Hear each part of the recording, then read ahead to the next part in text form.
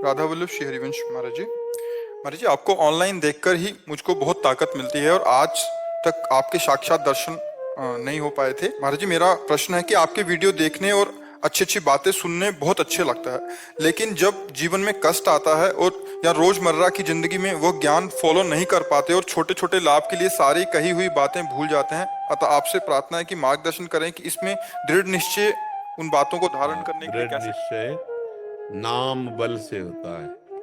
श्री हरिवंश नाम बल लहो, अपने मन भाई सब कहो, रहो शरण हरिवंश की।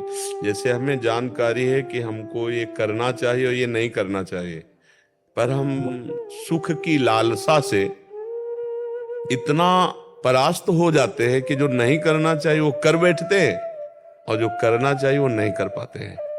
तो इसकी पूर्ति के लिए हमें बल चाहिए, अध्यात्म बल। और अध्यात्म बल मिलता है नाम जप से। जितना अधिक नाम जप करेंगे उतना ही आपके अंदर ये बल आएगा कि जो नहीं करना है वो नहीं करना है और जो करना है वो करना है। ये नाम जप से आएगा। अगर भगवान का नाम जप नहीं किया गया तो ऐसे आपको विद्वान बहुत मिलेंगे जो शास्त्रों का ज्ञान है पर उसके अनुसार नहीं चलते। जहां हमें विजय प्राप्त करना चाहिए काम पर, लोभ पर, अहंकार पर, मोह पर, वह इसलिए मिलेंगे। क्यों? क्योंकि भजन बल नहीं है, केवल बुद्धि में शास्त्र का ज्ञान है। तो इसीलिए भजन बल को धारण करना चाहिए। हमें लगता है कि अधिक से अधिक यदि हम नाम जप करें, पवित्र भोजन पावे और सत्संग सुनते रहे तो हमारा निश्चित दीर्घ काल तक, लंबे समय तक ये अभ्यास करें तो हमारा एक समय ऐसा आएगा कि हम परम पवित्र विचार वाले हो जाएंगे और हम छोटे छोटे सुखों के प्रलोभन में जो हम अपने मार्ग से गिर जाते हैं वो हम गिरेंगे नहीं। समझ पा रहे हैं आप? महाराज जी साधना कैसे कंटिन्यू, जैसे 4 दिन तक करे साधना, फिर 5-6 दिन लगता है, फिर छूट जाती है, फिर नहीं। अब देखो, इसकी लगन तो लगानी पड़ेगी। बिना लगन के हम किसी लक्ष्य पर नहीं पहुंचते हैं। 4 दिन अगर हम साधन करेंगे तो व्यर्थ तो नहीं जाएगा, पर 5वें दिन जो अभ्यास हमारा गलत हो गया वो हमको गिरा देगा। ये 4 दिन का साधन का फल तो मिलेगा पर आप विजयी नहीं होंगे। विजयी होने के लिए सातु दीर्घ काल निरंतर सत्कार सेवितो दृढ़ भूमि, यदि लंबे समय तक आदर पूर्वक नियम को चलाया जाए।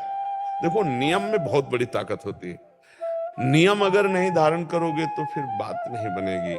24 घंटे में हम अपने शरीर के लिए, इंद्रिय भोगों के लिए, संसार के लिए पूरा समय दे रहे हैं। अगर हम 24 मिनट का नियम बना ले नाम जप का और हम ये विचार करें कि ये मेरे जीवन को सुख प्रदान करने वाला है, तो हमारा 24 मिनट का 24 घंटे का नियम बन जाएगा कि हर कार्य करते हुए हम नाम जप कर रहे हैं। पहले 24 मिनट का तो आप बनाइए। आप कमा रहे हैं, रुपया कमाते हैं, पढ़ाई लिखाई करके नौकरी करते हैं, जो भी करते हैं वो जीने के लिए करते हैं ना। आप हमें बताओ, रुपया किस लिए? जीने के लिए ना। उससे भोग पदार्थ मिलते हैं ना, उनको भोगने के लिए। तो बस इतना ही चक्र है क्या? फिर मनुष्य जीवन का लाभ क्या रहा? जीवन है सत्य सच्चिदानंद में डूबने के लिए।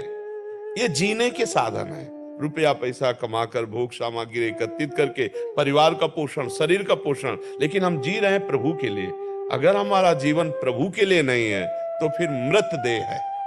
जिन हरि भगत हृदय नहीं आनी, जीवित सब समान ते प्राणी। वो मुर्दे के समान जीवन। आप देखो कितना खोखला जीवन है। वह भोग, नाना प्रकार की वासनाओं की पूर्ति, नशा, रुपया कमाना, ये जीवन, फिर नरक जाना, ये कोई जीवन है? अगर आप महत्व बुद्धि रखें तो नियम नहीं टूटेगा। नियम एक जिद्दी स्वभाव। अब 4 दिन किया, छोड़ दिया तो फिर परमार्थ का अनुभव तो नहीं होगा, वो व्यर्थ नहीं जाएगा। अगर 4 बार नाम जप किया है तो उसका भी फल मिलेगा। जब असत कर्म व्यर्थ नहीं जाते तो अविनाशी सच्चिदानंद भगवान का सत्कर्म भजन कैसे व्यर्थ चला जाएगा? तो हम 24 मिनट तो नियम ले लें, हम 1 घंटा का तो नियम ले लें, 23 घंटे अपने लिए तो 1 घंटे भगवान के लिए देंगे तो वो हमारा सब कुछ संभाल देंगे। धीरे धीरे हमारी बुद्धि शुद्ध हो जाए और हमारे अंदर से दोष खत्म हो जाए। देखो कितना आनंद मिलेगा, खुद आनंद। त्यागात शांति निरंतरम। जब हम गंदे भोगों का त्याग करते हैं, गंदे विचार का त्याग करते हैं तो हृदय में परमानंद शांति का खुद अनुभव होता है। आप समझ रहे ना? नियम निष्ठा, भोजन सुधार लो तो नियम निष्ठा सुधरेगी। भोजन आजकल बहुत गलत है। ये जो होटलों का भोजन है बहुत अपवित्र भोजन है। अब कोई ऐसे बिरला हो कि स्नान आदि करके पवित्रता पूर्वक, नहीं तो बड़ा अपवित्र आहार, तो ये सब बुद्धि भ्रष्ट करने वाली फिर नियम नहीं बनेगा। फिर तो भोगों का नियम बनेगा, भजन का तो नियम नहीं बनेगा। जिसका भोजन सही है उसका भजन सही होगा, जिसका भोजन सही नहीं उसका भजन सही नहीं होगा। और आज 100% भोजन अशुद्ध, 1% की भी गुंजाइश नहीं रह गई है।